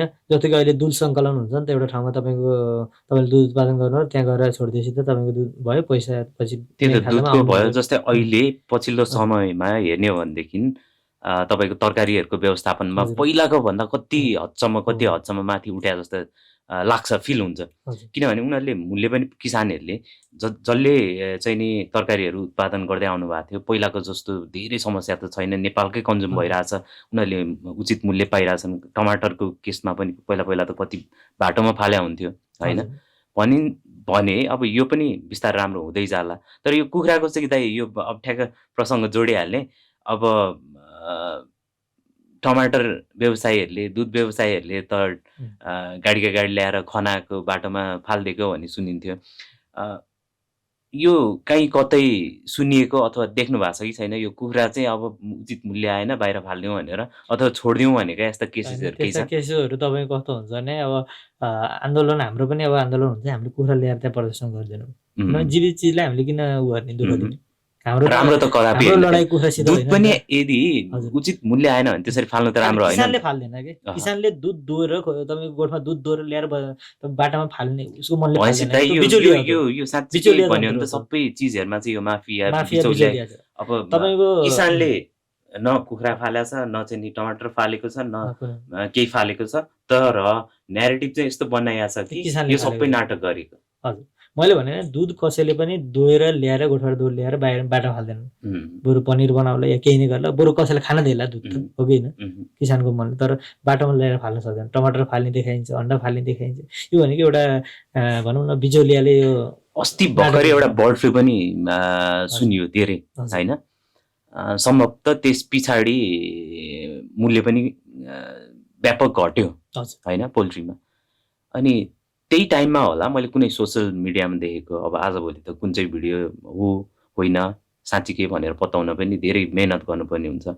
तपाईँको कुखुरा नै छोडेको पनि एउटा चाहिँ मैले भिडियो देखाएको थिएँ। अब त्यो के भन्छ बर्ड फ्लू लागेर छोड्नु भएको हो अथवा चाहिँ नि त्यस्तै केही न्यारेटिभको लागि अथवा कसैले कुखुरा छोडेको जुन भिडियो चल्ला छोडेको कि कुखुरा नै छोडेको? कुखुरा छोडेको भिडियो चाहिँ कस्तो छ भने चाहिँ एकजना त्यो चाहिँ हल्का न्यारेटिभै हुनमा अलग्गै तपाईँको कुरा एउटा थियो, अर्को नै देखाएको त्यो चाहिँ। त्यो कस्तो छ भने चाहिँ खोरबाट चाहिँ तपाईँको गाडीसम्म लाँदाखेरि चाहिँ बोकेर लानुभन्दा एउटा तपाईँको नाला सिस्टम बनाएर सिधै धमाएर लाँदाखेरिको भिडियो थियो। त्यसलाई चाहिँ होइन ए कुखुरा बाहिरबाट खालि हान्ने कुरा चाहिँ ल्याएको, त्यस्तो वास्तविकता होइन।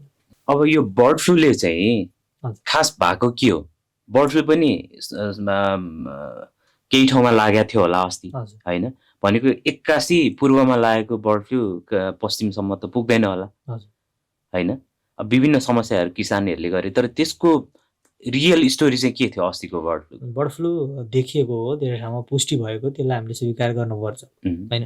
धेरै ठाउँमा कुखुरा नष्ट गरिए बर्ड फ्लू भयो, तर के भयो भनेपछि कुनै पनि चिजको प्रचार गरिरहन्छ, जस्तो कि हामीले जुन चिजको जुन फिल्डको नलेज छ त्यसको प्रचार गर्दाखेरि चाहिँ हामीले वास्तविकता थाहा हुन्छ त्यसको।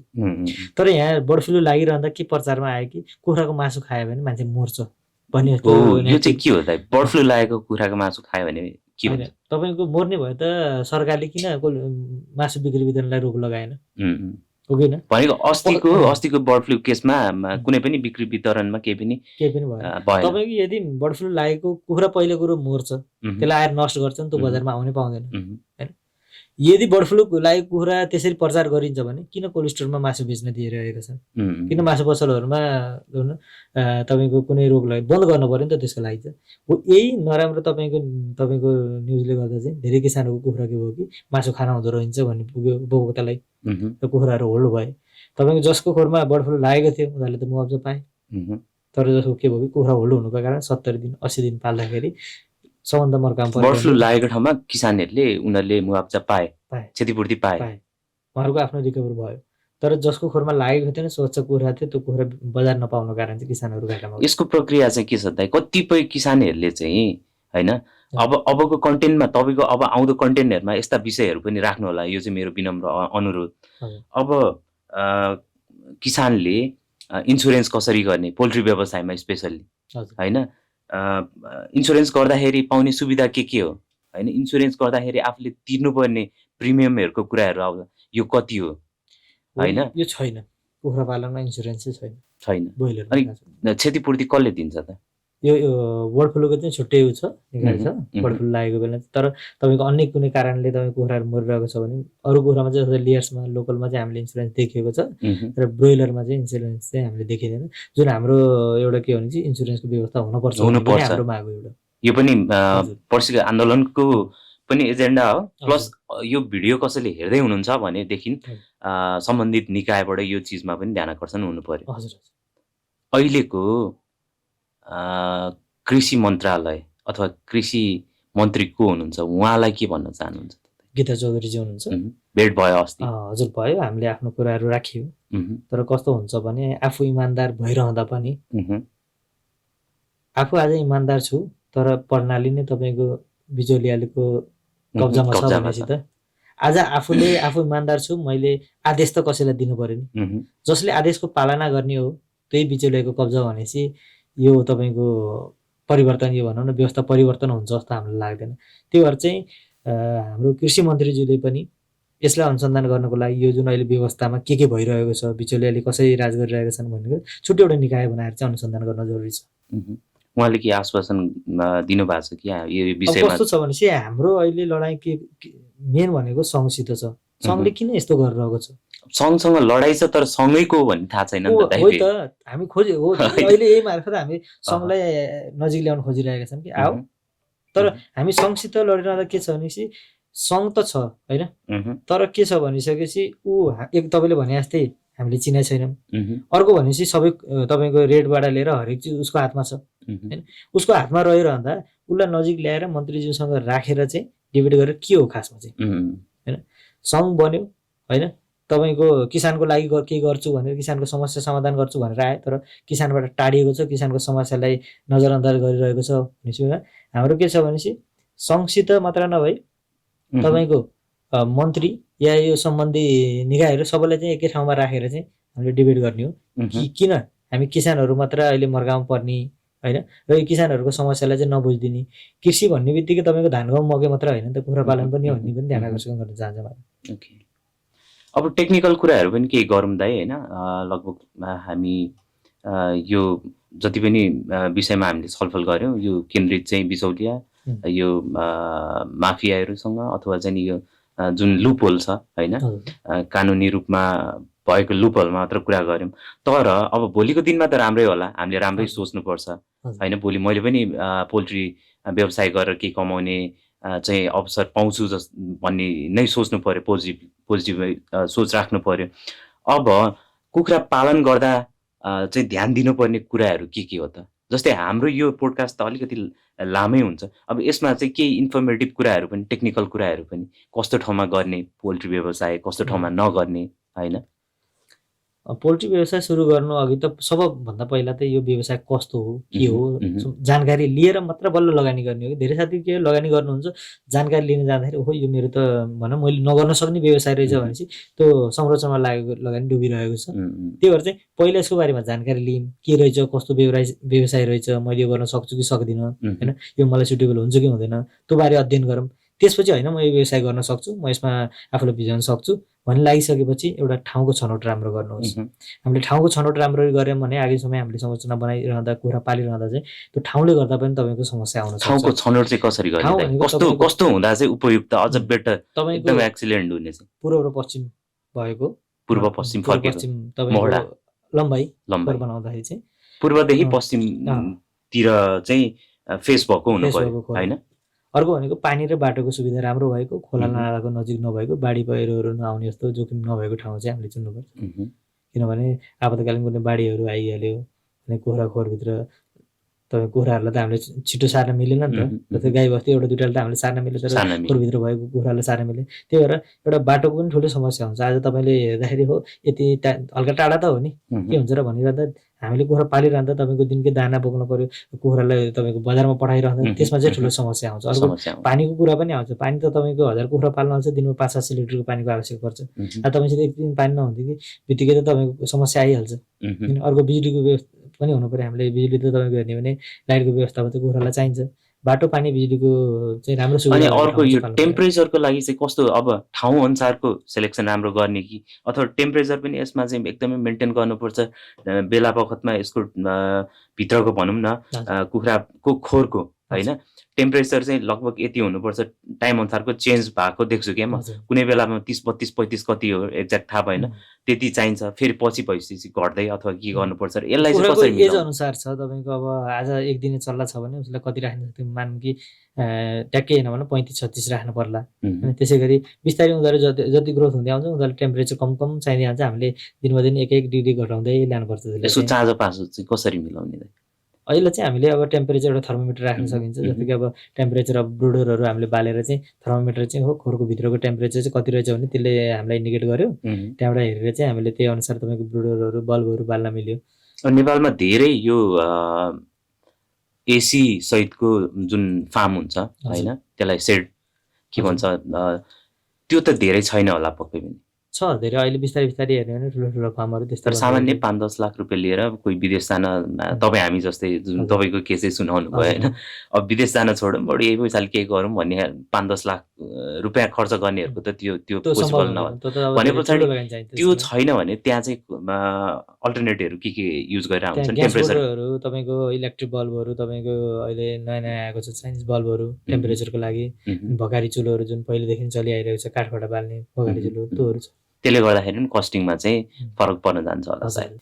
अनि सन्तोष दाइ अब धेरै कुराकानीहरू गर्दै जाँदाखेरि यो सेयर बजारको बारेमा पहिला मलाई तपाईँलाई सोध्न मन लागेर त्योसँग जोडेर केही अनुभव पनि सुनाउन मन लाग्यो। अब सेयर बजारमा तपाईँ कतिको परिचित हुनुहुन्छ? नेपालको त्यति एक्टिभ हुनुहुन्न है, तर सुन्नु भएको त होला नि सेयर। कुनै समयमा सेयरमा चाहिँ केही पैसा 20-25 हजार हालेर अथवा 1000 रुपियाँ हालेर यति नाफा भयो भने पनि सुनिन्थ्यो। अहिले फेरि हरेक दिन जस्तो सेयरबाट मलाई घाटा लाग्यो, यो भयो त्यो भयो भन्ने पनि सुनिन्छ। सँगसँगै कतिपयले चाहिँ कमाइरहेको पनि देखिन्छ क्या। हजुर अब यो पोल्ट्रीमा पनि, पोल्ट्री व्यवसायमा पनि किसानहरूको समस्या, किसानैले त त्यो फाइदा गर्न पाएनन् होला, तर कतिपय ठाउँमा चाहिँ मैले अघि नै पनि भनेको थिएँ, तर मलाई लागिरहेको मात्र पनि हुनसक्छ, पैसा भयङ्कर कमाइरहेको भन्ने पनि सुनिन्छ क्या। अब त्यो चाहिँ सेयर बजारमा एउटा इन्साइडर भन्ने हुन्छ होइन, इनसाइड इन्फर्मेसनहरूलाई चाहिँ म्यानिपुलेट गरेर उनीहरूले कमाउने। अब यहाँ पनि सम्भावना के छ त भन्दाखेरि कुनै डिलर अथवा चाहिँ कुनै अलि राम्रो पुँजी भएका व्यक्तिहरू, तपाईँले अहिले 5 जना भने मध्येमा एउटा पर्न पनि सक्छ त्यस्तो मान्छे, अब उनीहरूले चाहिँ पोल्ट्री व्यवसाय आफ्नो पनि छ लार्ज स्केलमा। यो हाइपोथेसिस मात्र हो, मिल्न पनि सक्छ नमिल्न पनि सक्छ, मैले सुनिरहेको कुरा चाहिँ होइन। भनेदेखि उनीहरूले त 10,000 10 लाखै भनौँ न, उनीहरूले चाहिँ चल्लाहरू राख्छन्, प्रोडक्सन हुन्छ 30-40 दिनमा त उनीहरूको त बेच्नुपर्छ, चाहे आफ्नै दाना भए पनि आफ्नै जेसुकै भए पनि खर्च त भएको हुन्छ होइन, धेरै थोरै उनीहरूलाई थोरै नै परे पनि। अब त्यो बेच्ने बेलामा चाहिँ मूल्य बढ्छ है, कतिपयले आरोप पनि लाउँछन् है, मलाई सुनाउँछन्, त्यति बेला चाहिँ तपाईँको कुखुराको मूल्य वात्त बढेको हुन्छ, जसरी सेयर बजारमा पनि माथि पुग्या हुन्छ क्यान्डल बन्दै बन्दै, अनि फेरि तपाईँको जब उनीहरूको सकिन्छ तल झर्छ। पोल्ट्रीमा सेम त्यही छ है, छ के अब 100% त्यही गर्न मिल्दैन यसमा तपाईँको हेर्ने। तर केही मान्छेहरूको राज भइसके पछाडि यसरी पनि भइसकेपछि त्यो गर्न मिल्यो, सबै कुरा आफ्नो हातमा भइसकेपछि लिगली त मिलेन होला, लिगली त कुनै पनि चिज मिलेन, आफ्नो अनुकूल प्राइसलाई चाहिँ तलमाथि जस्तो कि तपाईँले सेयर बजारकै कुरा गर्नु हो, तपाईँले सेयर तपाईँ त बाहिर तपाईँले अब लगानी गरेर आउनुहुन्छ, भित्र त आज कुन बेला गएर यो बढ्छ भनेपछि उसले त्यही बेला पैसा हालिदिरहेको छ नि त।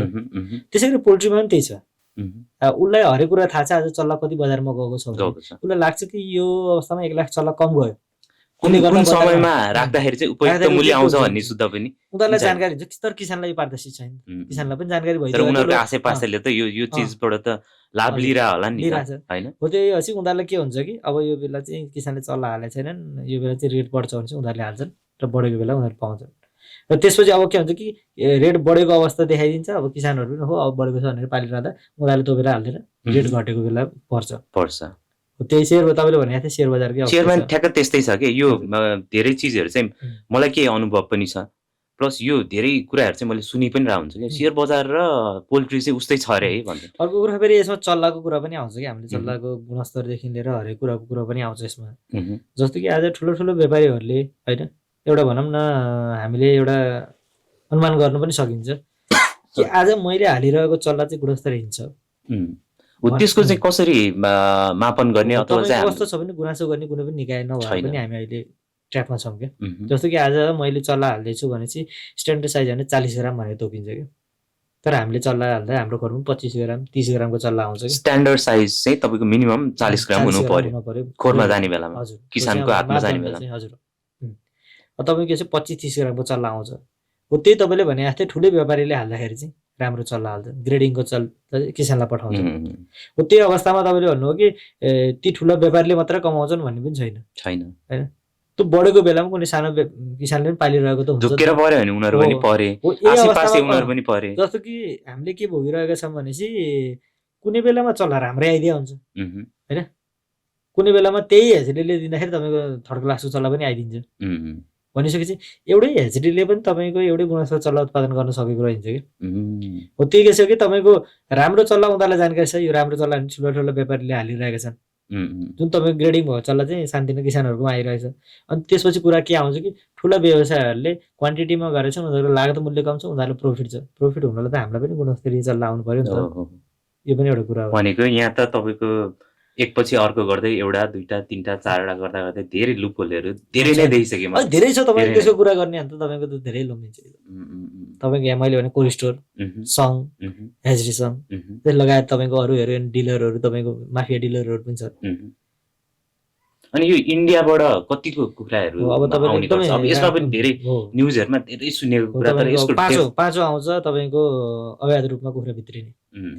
यसको लागि तपाईँको हेर्ने भने बोर्डरमा हुनुभएको किसानहरू दिनमा दिन लडिरहनु भएको छ, तर भने पछाडि बोर्डरमा अस्ति हाम्रो सुदन गुरुङ जानुभएको जस्तै अब मन्त्रालयबाट अथवा चाहिँ मन्त्रीहरूको त्यस्तै स्टन्ट गर्यो भने केही हदसम्म यो पनि कम होला त? कम होला भन्दा पनि के हुन्छ भनेपछि बोर्डर सिमाना तपाईँहरूले नै धेरै कति किलोमिटर छ भन्न सुन्न आउँछ नि त, सिमाना खुल्ला छ। त्यो चिजलाई म पुरै 100% रोक्छु भन्न सम्भव छैन होइन, कुखुरा उताबाट ल्याउँछन् होइन। तर हामीले यो थाहा पाउनु पर्यो कि त्यो कुखुरा ल्याएको चाहिँ कसले राख्छ, त्यहाँबाट आउने त उपभोक्ता जाँदैनन् उहाँले ल्याउने हैन, उपभोक्ता जाँदैनन् उहाँ चिनी तेल लिन गयो जस्तो कुखुरा लिन जाँदैनन् के। यहाँ के छ कि 4-5 वटा डिलर छन्, उनीहरूले के गर्छन्, राति कुखुरा ल्याउँछन्, यहाँ खोरमा राख्छन् र बिल बनाएर बजारमा पठाउँछन्। हो, अनुसन्धान गरेर अब यो भनेको त कुन निकायमा, गृह मन्त्रालयको पर्ला, उहाँले को हो अनुसन्धान गरेर उहाँबाट कुखुरा ल्याइसकेपछि यहाँ स्टोर गर्ने को छ होइन, त्यसको बारेमा अनुसन्धान गरेर तपाईँको 4-5 वटा धेरै छैनन्, 4-5 वटा छन् जसले तपाईँको भारतीय कुखुरा ल्याएर नेपाल ल्याएर चाहिँ नेपालको बिल बनाएर बजारमा पठाइरहेको छ। तिनीहरूलाई अनुसन्धान गरेर तपाईँको यसलाई रोक लगाउने हो भने त तपाईँको उताबाट कुखुरा ल्याउने कसलाई दिने, आउनै रोकिन्छ नि त। खुला सिमाना भयो भने कुखुरा लिने मान्छे नै भएन नि त, कसरी आउँछ त कुखुरा?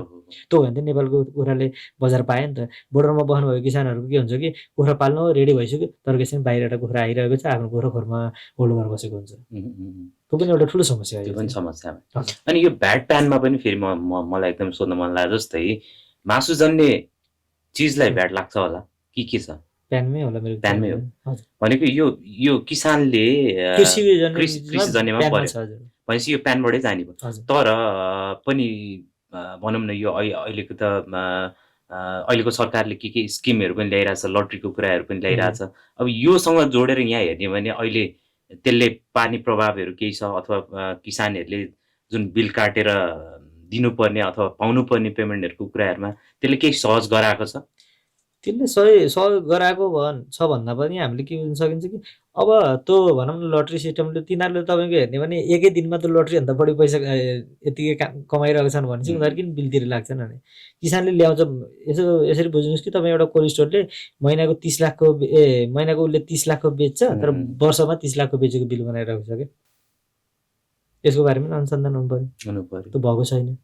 किन ठुलो कोल्ड स्टोरले त दिनको 10 गाडी कुखुरा बेचिरहेको हुन्छन्, तर उनीहरूले बिल बनाउँदाखेरि चाहिँ के गरेका छन् कि तपाईँको 2-3 करोडको बेच्दाखेरि लगभग 20-30 लाखको बिल बनाइरहेको छन्। अब के गर्न पर्यो कि तपाईँको किसानले जुन कुखुरा डिलरलाई दिन्छ या किसानसित बिल हुनु पर्यो, किसानले बिल काटेर दिने सिस्टम हुनु पर्यो होइन। त्यो भइसकेपछि कति कुखुराहरू बजारमा कसले कति बेच्यो भने पनि एउटा डाटा हुन्छ नि त। त्यो चिजलाई जानकारी गराउन किसानलाई पनि त्यो चिजको जानकारी त गराउनु पर्यो नि त। किसानलाई त यो गर्नु बिचरा के थाहा त उनीहरूलाई त बिल काट्न पर्छ कि दर्ता गर्नुपर्छ कि के गर्नुपर्छ कि सबै कुरा जानकारी एउटा सहज वातावरण त बनाउनु पर्यो नि त। त्यो पनि अब सम्बन्धित निकायहरूले बनाएका छैनन्। ठिक छ, समस्याहरू धेरै भयो। अब होपफुल्ली अब आउँदा दिनहरूमा चाँडै नै अब पर्सीको आन्दोलनको पनि राम्रो इम्प्याक्ट परोस् सम्बन्धित निकायमा पनि, मेरो तर्फबाट र यो द क्याम्पेनर्स ल्याबको तर्फबाट पनि यो विषयलाई चाहिँ गम्भीरतापूर्वक लिइयोस्, सम्बन्धित निकायले, मन्त्रालयले अथवा चाहिँ कहाँबाट लिनुपर्छ भनेर म विनम्र अनुरोध गर्दछु। अब यो समस्याको कुराहरू धेरै नै हुँदै गए। अब हामीले आज यो पोडकास्टमा धेरै योभन्दा बेसी छलफल नगरौँ, पछिका दिनहरूमा पनि फेरि हामी त्यस्तो विशेष खालका समस्याहरू आयो भनेदेखि सन्तोष दाईलाई फेरि पनि सम्झिनेछु म। अब लास्टमा एउटा चाहिँ ऱ्यापिड फायर राउन्ड भनेर चाहिँ यो क्याम्पेनर्स ल्याबको हरेक एपिसोडमा हुने गर्छ। यसमा मैले केही क्वेसन चाहिँ राख्ने गर्छु, त्यसमा तपाईँले सटिकमा एउटा शब्दमा अथवा त्यसरी चाहिँ दिन प्रयत्न गर्नु होला। तर यो म्यान्डेटोरी चाहिँ होइन, म फेरि कसैलाई यो गर्नै पर्छ भनेर चाहिँ भन्दिनँ होइन। यो एउटा यत्रो गफ गर्दाखेरिको एउटा रमाइलो पार्ट होस् भनेर मात्र छ। अब ब्रोइलर कि लोकल?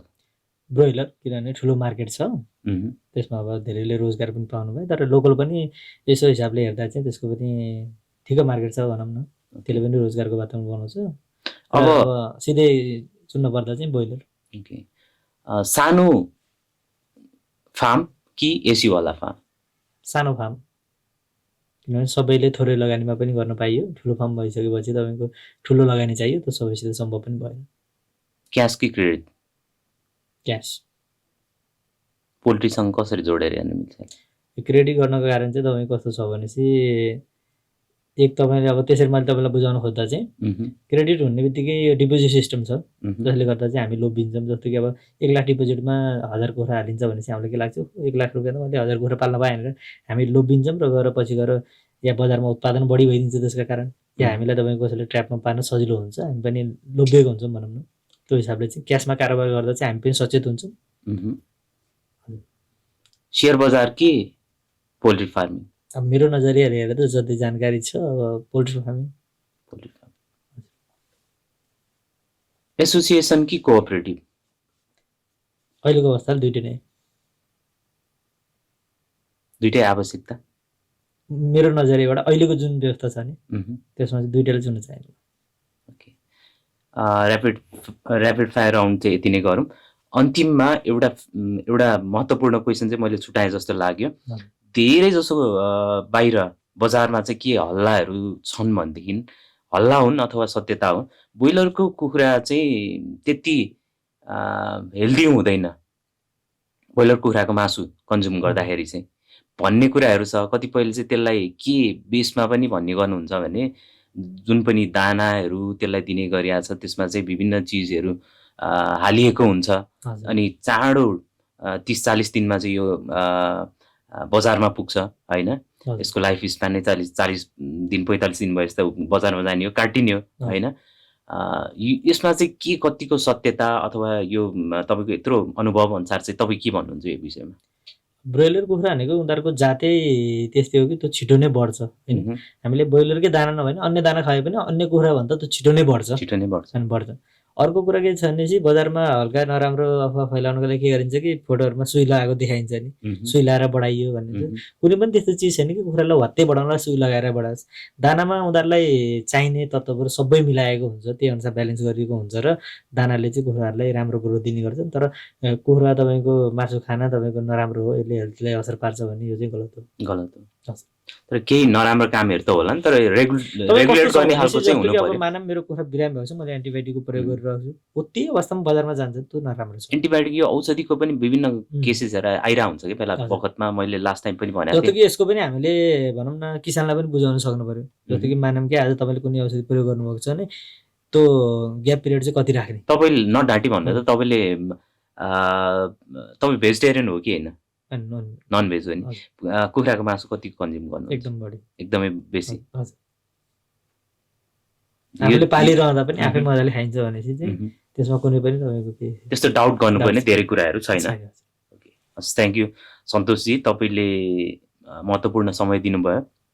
फेरि पनि अर्को श्रृङ्खलामा त्यस्ता केही महत्त्वपूर्ण कुराहरू उठ्यो भने अथवा त्यो हाम्रो दर्शकहरूले पनि रुचाउनु भयो र यो विषयमा पनि कुराकानी गर्नु पर्यो सन्तोषजीसँग भन्नुहुन्छ भने हामी फेरि पनि चाँडै नै अर्को एपिसोड तपाईँसँग गर्न चाहिँ तत्पर हुनेछौँ।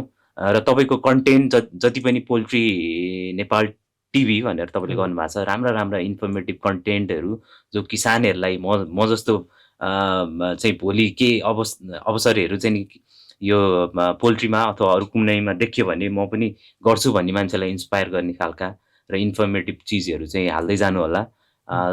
दर्शकहरूलाई पनि उहाँको च्यानल पनि सब्सक्राइब गरिदिनु होला भन्दै तेस्रो एपिसोड चाहिँ हामी अन्त्यमा आएको घोषणा गर्दैछौँ। र अन्त्यमा हाम्रो उदयपुरे, आज चाहिँ कोइन्सिडेन्ट उदयपुरे फुडबाट चाहिँ जो गेस्ट आउनुहुन्छ उहाँहरूलाई एउटा गिफ्ट दिएर पठाउने चलन छ। सम्भवतः तपाईँ पोल्ट्री व्यवसाय गर्नुभयो मान्छेलाई कुखुराकै होइन ब्रोइलर कुखुराकै मासुबाट बनेको चाहिँ अचार चाहिँ एज अ गिफ्टको रूपमा म दिन चाहन्छु।